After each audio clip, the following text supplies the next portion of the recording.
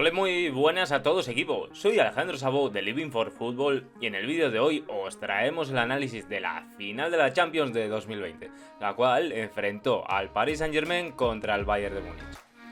En este vídeo veremos cómo jugaron ambos equipos en cuanto a táctica se refiere y veremos si finalmente el Bayern, que fue el vencedor del torneo, fue justo ganador o no. Decidnos en los comentarios si queréis algún análisis de algún jugador o partido en particular, así como cualquier vídeo de fútbol que os pueda interesar y que os ayude a mejorar tanto dentro como fuera del terreno de juego. Pediros, como siempre, que nos dejéis vuestro apoyo dándonos un like, compartiendo este vídeo en vuestras redes sociales y que tenéis que suscribiros si queréis ver vídeos sobre fútbol cada semana. Ahora sí, vamos con el vídeo.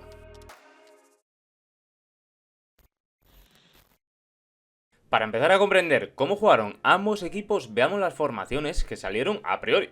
Recordad que los sistemas suelen ser flexibles y una vez comienza a rodar la pelota, tanto a la hora de atacar como a la hora de defender, esto varía en función de muchos factores. De todas maneras, veamos cómo comenzaron ambos equipos. El PSG comenzó con su habitual 4-3-3, donde el único cambio respecto al partido de la semifinal es el de Keylor Navas, que hizo una buena actuación a pesar de haber perdido el partido. El trío ofensivo de Neymar, Mbappé y Di María tendería a atacar a la espalda de los rivales, confiando en su velocidad y técnica individual, aunque como siempre, Neymar tendería a venir a recibir y moverse por gran parte del campo para organizar el juego. Como sabéis, a Ney le encanta ser protagonista y pide siempre el balón, más todavía si se ve que le buscan o si se le complican las cosas. Decir que en esta ocasión a los tres de arriba no le salió el partido soñado.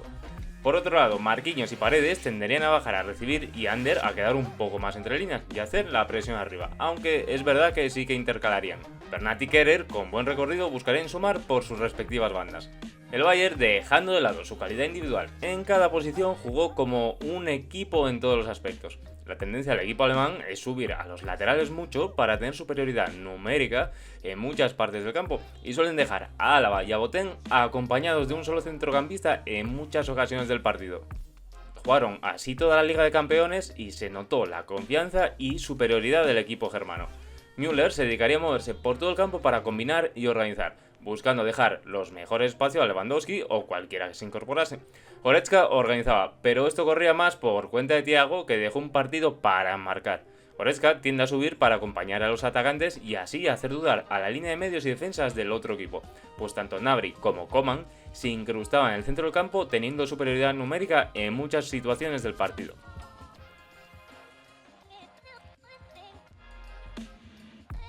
Tanto el Paris Saint-Germain como el Bayern propusieron una presión alta, con las líneas muy juntas y arriba. Destaco del Bayern su velocidad para ir a presionar, con mucho volumen de jugadores transicionando con velocidad de un perfil del campo al otro, y de manera muy organizada e inteligente.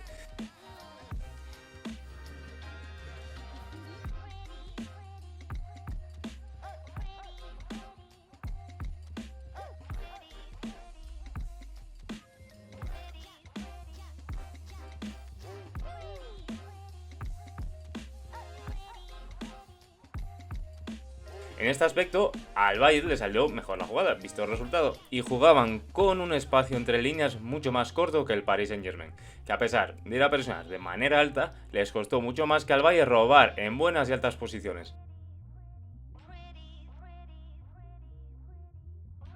Fue un equipo más largo en muchas ocasiones del partido. Todavía así, como digo, no se dedicó a esperar los ataques del Bayern. Hay que tener en cuenta que ambos equipos poseían balas arriba, y el PSG optó por este juego un poco más largo que el Bayern, quizá para evitar balones a la espalda constantes, pues el Bayern acumulaba siempre muchos jugadores y podían quedarse en situaciones desventajosas. En cambio, los bávaros se la jugaron mucho más y les salió bien, sobre todo por la presión tan perfecta que hacían al rival, que les impedían jugar en largo de manera cómoda. Todo hay que decirlo, la defensa del Bayern es súper rápida, compensada y por lo tanto pueden arriesgar a jugar tan abiertos y tan arriba, pues casi no pierden balones y si los pierden son capaces de presionar perfectamente. Fase de iniciación del Bayern. El Bayern destaca por su capacidad de juego combinativo, mezclada con su calidad individual. Además, hacen algo que les ayuda mucho y les permite jugar de esta forma. Neuer juega como un centrocampista más y a la hora de ir a presionar el PSG podían oxigenar con el portero y ser un 3 contra 2 añadiendo a Thiago entre líneas para oxigenar. De ir a presionarles podían jugar con los laterales directamente o previamente con Thiago y Goretzka si venían a recibir.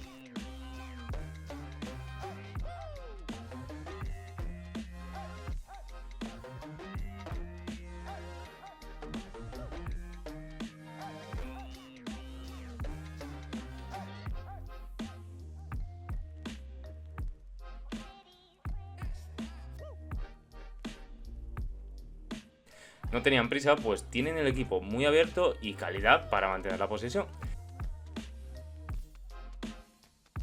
Además, si los laterales recibían con opción de jugar hacia arriba, Müller y Lewandowski intercalaban para uno venir a recibir y a traer la marca y el otro para romper el espacio. Esta función de buscar espacios y apoyar la realizaba más Müller, pero como digo, intercalaban, pues todos los jugadores bávaros leen muy bien el juego. Aún así, destacamos cómo Müller lee el juego y da superioridades a todos sus compañeros.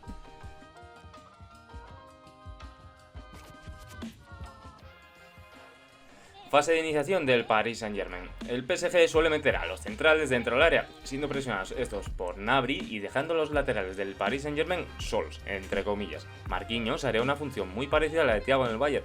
Como consecuencia, en muchas ocasiones el Paris Saint-Germain tuvo que optar por jugar en largo, pues los alemanes les estaban embotellando. Si el Paris Saint-Germain conseguía sacarla de ahí, Paredes y Marquinhos formarían un doble pivote para sacarla jugando, siendo Herrera el que normalmente iría al espacio. Aquí sí que es verdad que el Paris Saint-Germain estuvo mucho más mayor que el Bayern, perdiendo muchos balones en su propio campo, a diferencia del Bayern que jugaban con precisión y robaban muchos balones arriba.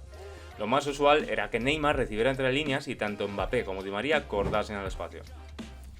Y bueno, equipo, esta es la primera parte del análisis de la final de la Champions entre el PSG y el Bayern de Múnich. Ahora te vamos a dejar, si ya está subido, la segunda, donde veremos la fase de organización de ambos equipos, un par de conceptos defensivos que creemos que hay que tocar y cómo fue el gol de Coman. Así que si te gustan este tipo de vídeos, solo tenéis que dejarnos vuestra manita arriba, suscribiros y darle a la campanita para no perderos nada y compartirlo en todas vuestras redes sociales. Os dejamos aquí y aquí varios vídeos que os van a interesar y nos vemos en los próximos. Un saludo, equipo, chao chao.